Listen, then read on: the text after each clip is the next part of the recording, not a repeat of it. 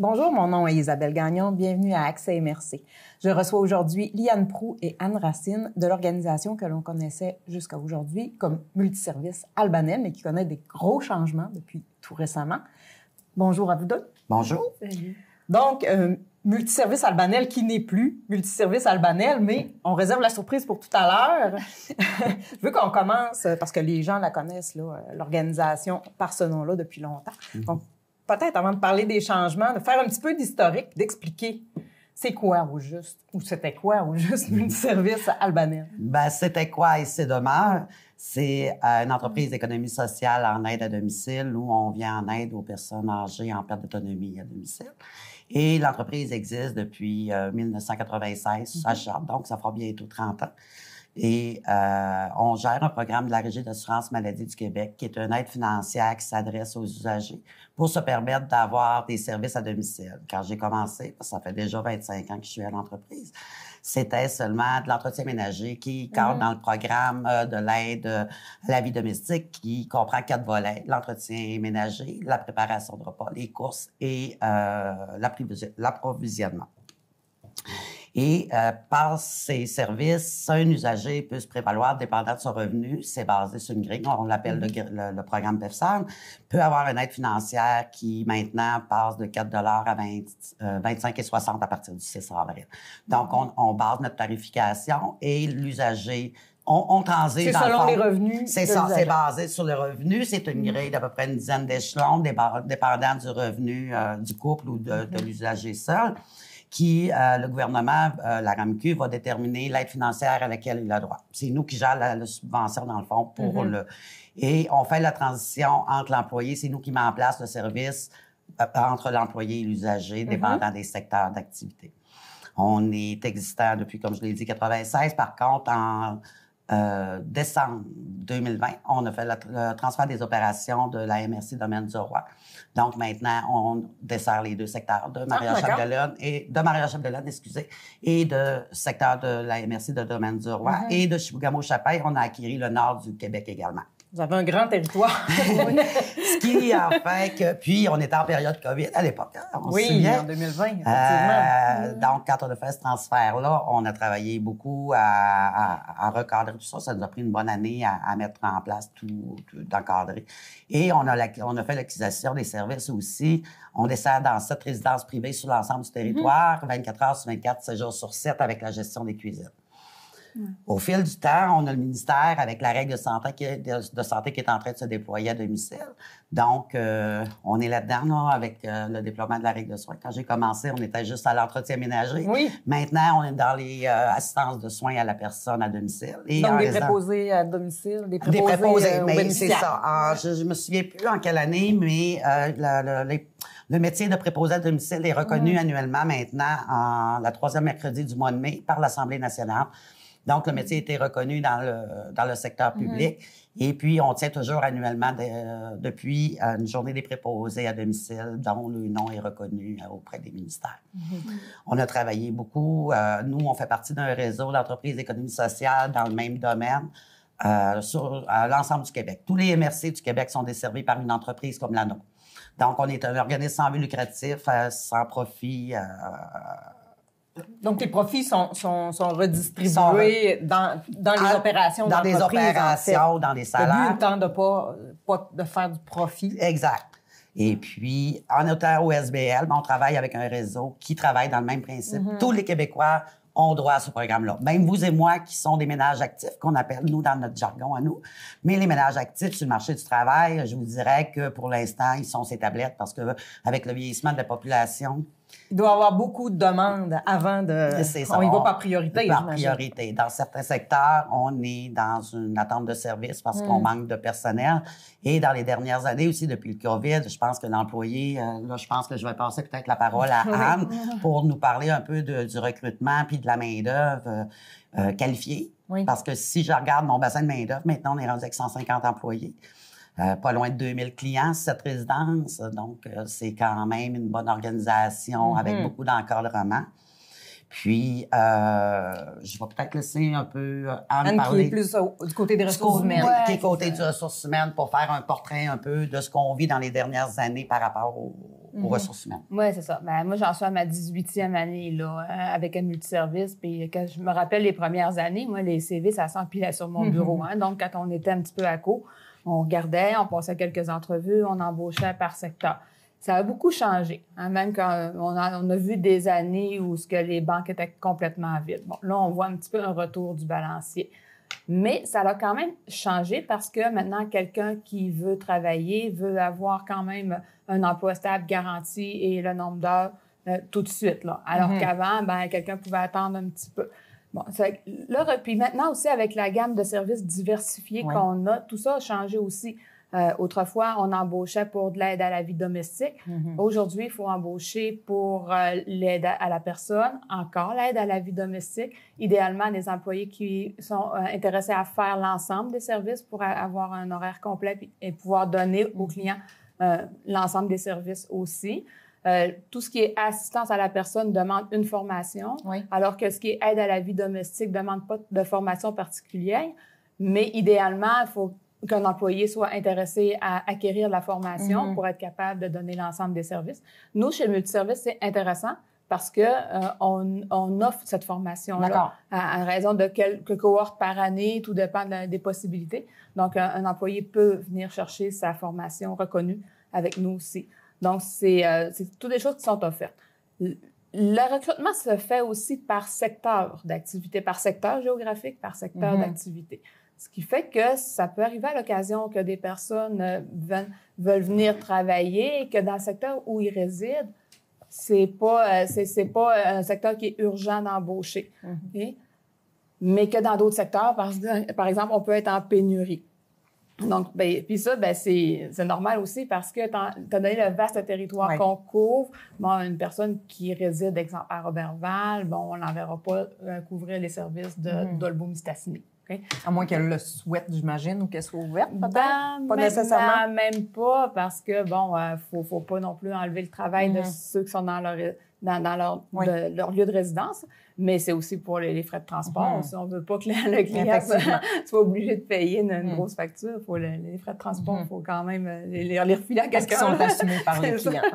Mais au-delà des frais de transport, il faut considérer que 95 de notre personnel sont des femmes.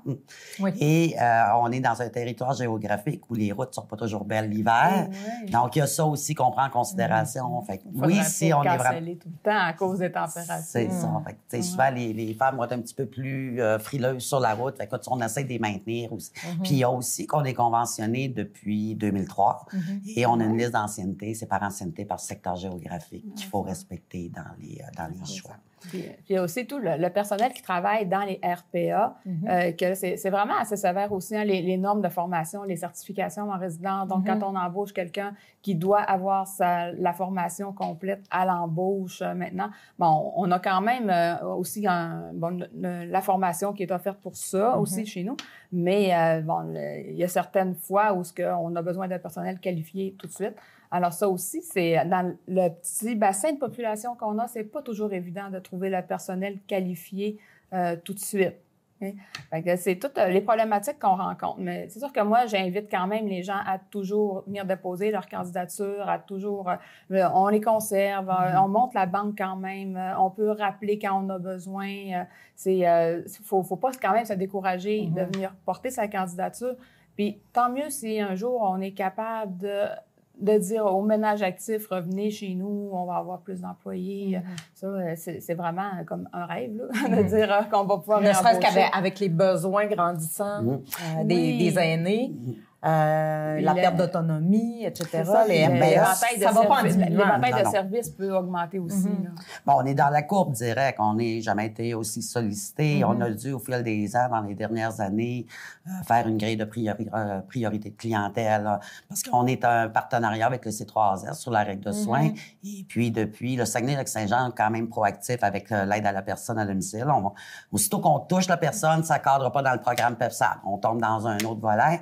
Et puis, avec le vieillissement, justement, particulièrement dans notre région, de la population, a fallu classifier, prioriser, tel besoin de santé va être prioritaire par rapport à quelqu'un comme moi et toi qui va être en forme. Puis, on a dû faire des catégories de clientèle parce qu'on n'était pas capable de répondre. Et puis aussi, dans les dernières années, on est beaucoup dans l'intégration de l'immigration.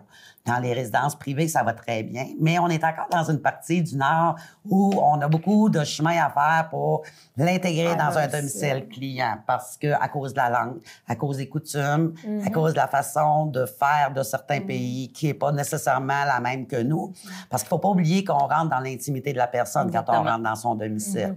Alors, nous, comme employeurs, on peut avoir une ouverture d'esprit très, très grande, mais il faut l'imposer à notre clientèle. Ça, c'est un petit peu moins évident des fois. C'est ça, il faut travailler fort, particulièrement parce que on a un secteur géographique très éclaté également. Si on pense à La Bouchette, Saint-Thomas, Lorette, tu sais, on est dans des petits villages, des petites communautés. Fait que quelqu'un qui arrive, qui est différent, bon, souvent, ça fait juger. Ah, ben, elle viendra pas chez nous. On a beaucoup de travail dans ce sens-là à faire pour l'entrée dans un domicile. Mais ça commence. En résidence, maintenant, ça va bien. Mais dans les débuts, quand on a commencé en résidence, c'était difficile. Fait que ça nous permet, mais par contre, on rencontre une autre problématique. Souvent, ils n'ont pas la possibilité de le transport pour nous est essentiel. Donc, c'est difficile d'aller à domicile parce que souvent, ils n'ont pas de véhicule. Fait qu'ils se voyagent à pied. Dolbeau, ça va faire. Roberval, ça va faire parce qu'on est dans un centre urbain. Mais aussitôt qu'on tombe en géographie éloignée, bien là, on a plus de difficultés. Pas capable d'avoir le déplacement de l'employé. Fait qu'on conjugue un peu avec tout ça, mais on réussit quand même à s'en sortir, mais toujours à bout de souffle, là, je dirais. Mais là, puis Multiservice Albanel, bien, a évolué beaucoup depuis 25 ans. Et puis, on est rendu comme à une autre étape, là, avec tout le développement qu'on a fait là, dans toute la partie nord. Parlons-en de cette étape. Ben, on peut commencer peut-être par dévoiler le nouveau nom de l'organisation. C'est ça. Ben, le 26-27 de mars, on a 2 gros changements cette année dans l'entreprise.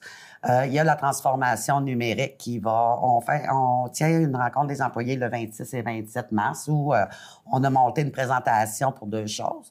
La première chose, on dévoile le nouveau nom parce que les employés sont pas au courant encore. On s'en va, Multiservice Albanel va s'en aller vers Être chez soi, Nord du Lac. D'accord. Et tous les pictogrammes vont être les mêmes, sauf que c'est un nom qui va rester. Multiservice Albanel va rester légalement constitué. Par contre, c'est un nom d'emprunt qu'on fait pour nos communications externes. Okay. Et la raison est particulièrement, quand on a acquis Domaine du Roi, Albanel est devenu une problématique. Puis la problématique, je vais laisser Anne pouvoir vous expliquer qu'est-ce que ça a fait tout ça. Bien, la première problématique, moi, je l'ai rencontrée au niveau du recrutement.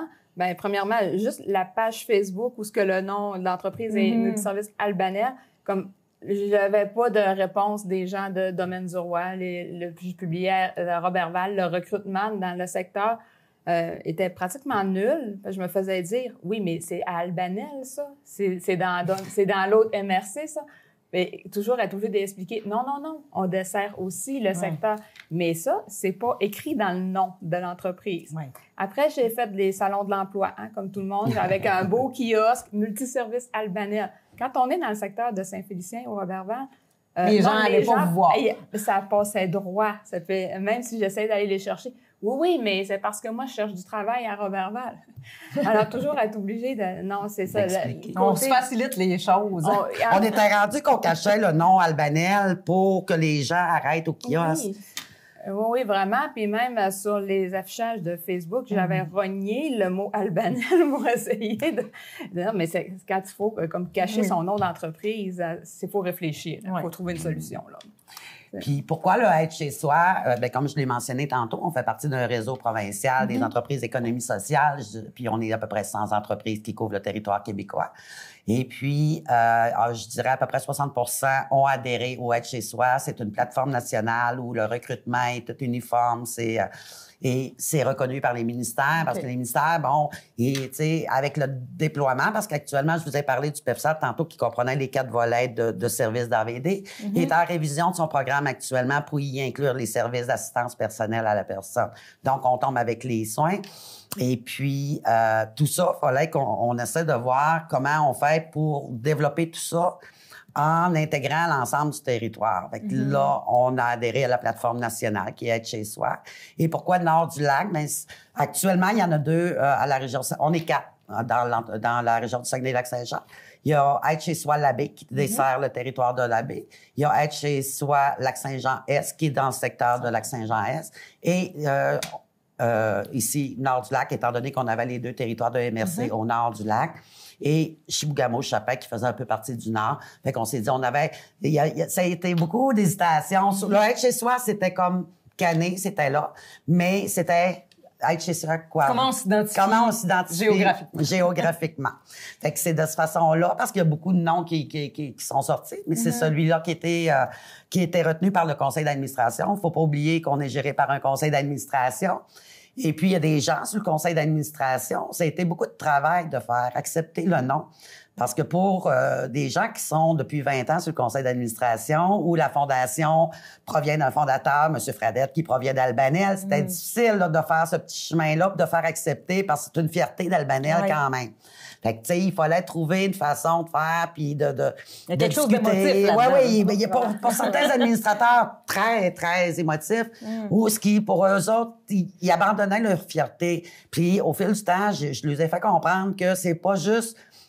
c'est encore une plus grande fierté parce qu'on est rendu sur l'ensemble du territoire au nord du Saguenay-Lac-Saint-Jean. Fait que si M. Fradette vivait encore, il serait fier de voir l'étalement de l'entreprise qu'elle a prise aujourd'hui. On a quand même un chiffre d'affaires quand même assez considérable maintenant. Fait que je pense que c'est un peu la raison pourquoi du nord, Être chez soi, nord du lac. Donc, on s'en vient uniforme. Il y en a à peu près 60 au Québec qui ont la marque de Être chez soi. Et on a adhéré avec le nord du... Puis ça va être annoncé. On fait le dévoilement le 1er avril. Donc, on l'a annoncé le 1er avril. Et puis, il va être présenté à une rencontre d'employés parce que tout ce qui va être légalement, ça va demeurer Multiservice Albanel. On est identifié au niveau légal. Les lettres patentes. C'est ça, exact. Les contrats de travail, les chèques qu'on va faire aux employés, les factures, ça va demeurer Multiservice Albanel. C'est un nom utilitaire. Exact. Deuxième virement où on s'en va, où on va présenter à l'employé aussi, on est en transformation numérique depuis le mois de février dernier qu'on travaille. On a eu un lac à l'épaule, l'ensemble des cadres, où on a commencé la planification stratégique. Et on est dans le lancement. On vient de recevoir tout l'équipement. On lâche le papier. On s'en va tout avec l'ensemble des employés. Ils vont avoir leur tablette. Où on va suivre le service à domicile. On s'en va vraiment d'un virement de transformation. Ça aussi, c'est un gros changement pour... Je me posais la question sur la transformation numérique parce que dans ma tête, ça sonnait davantage comme... les personnes devront s'inscrire par Internet et tout ça. Je me dis que ça va être peut-être un petit peu difficile pour les personnes âgées, mais c'est pas du tout sur une tablette. Par contre, c'est ça. C'est ça. On abandonne le papier, mais ça va être une implantation sur une période d'1 an parce que, on vient de recevoir la formation d'ailleurs, l'ensemble des cadres pour voir, parce que pour nous aussi, c'est un changement. Mais on lui présente ça à la rencontre des employés également. C'est le deuxième gros changement qui s'étalera sur 1 an. Parce que il y a aussi, il y a des employés, 60% de mes employés ont 60 ans et plus. Donc, ça aussi, c'est un défi pour nous, Multiservice, aujourd'hui, ça va bien, mais on le sent là, au fil des années, les retraites qui s'en viennent. Oui.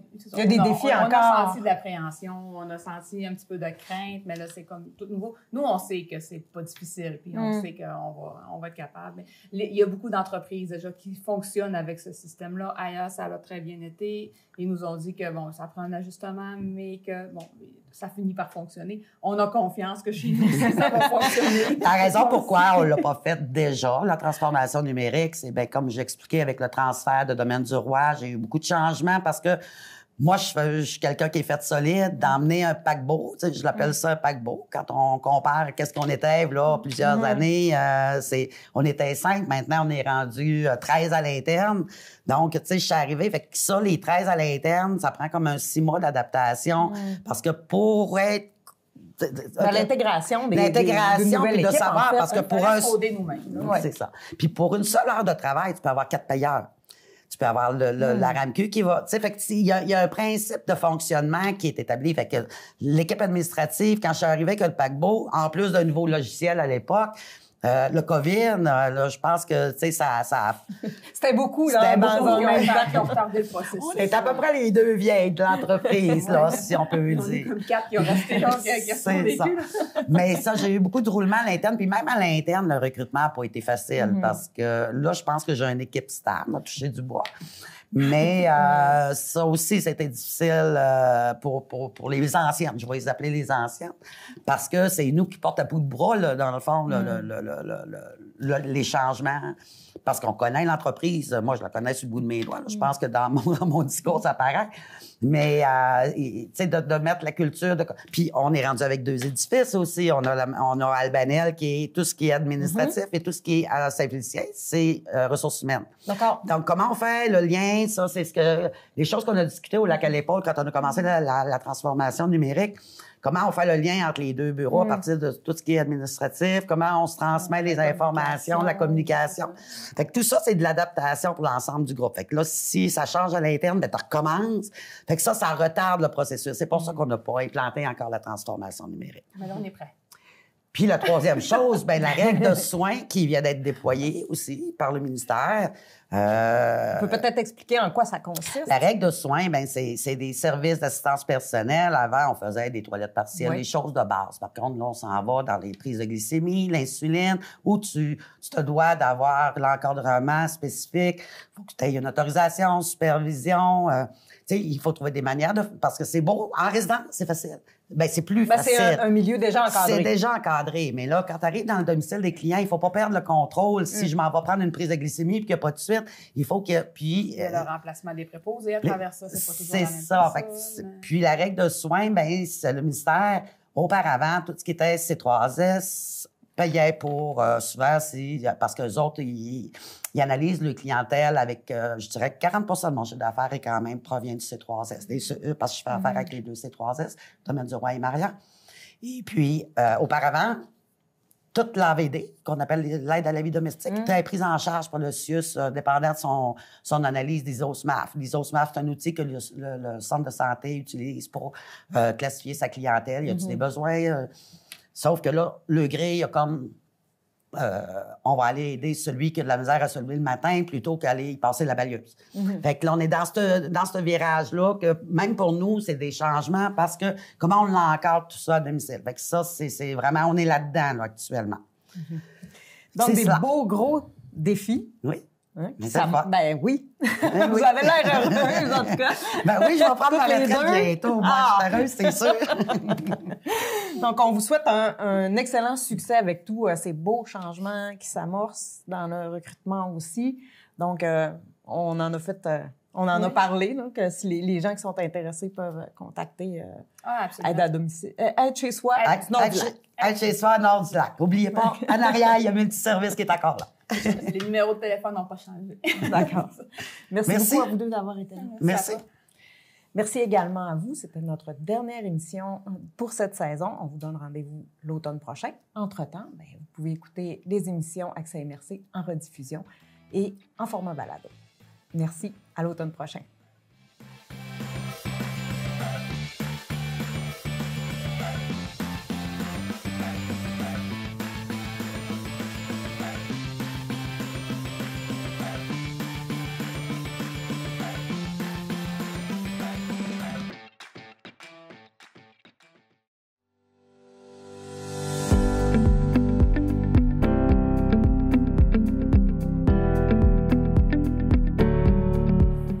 À Saint-Stanislas, grâce à l'implication citoyenne, on a redynamisé notre village. Ce qui est important, c'est les idées qui viennent, mais les gens pour les réaliser, les gens qui sont assez proches de ça puis qui croient aux idées qui ont été émises. Là. Chacun peut faire la différence. C'est pour ça que je m'implique, parce que j'y crois.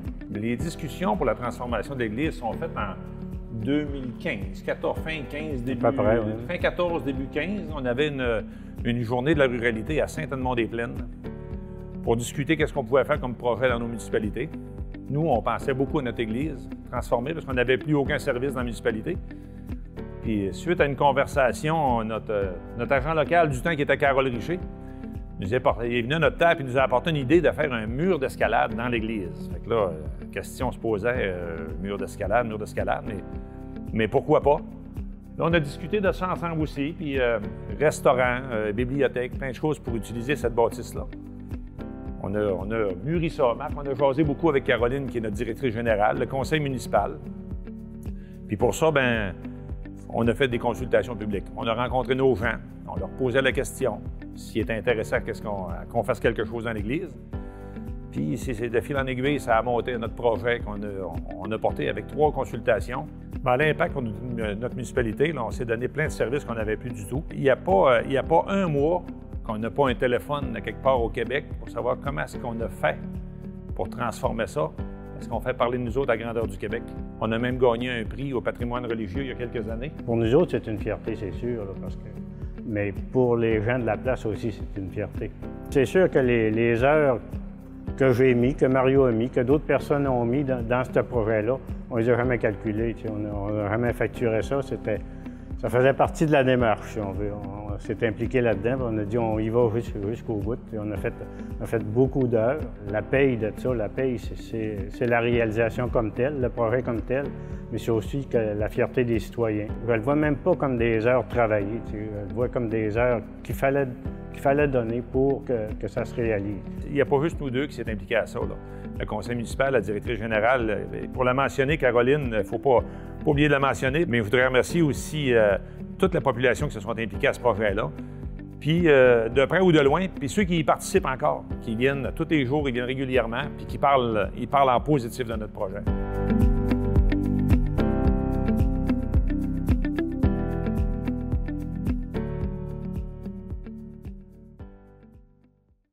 La télévision communautaire autonome parle des enjeux locaux, donne une voix aux citoyens et citoyennes en plus de faire rayonner les talents d'ici. Accessible à tous, elle appartient à la communauté et donc à vous. J'ose ma télé communautaire, mon média de proximité.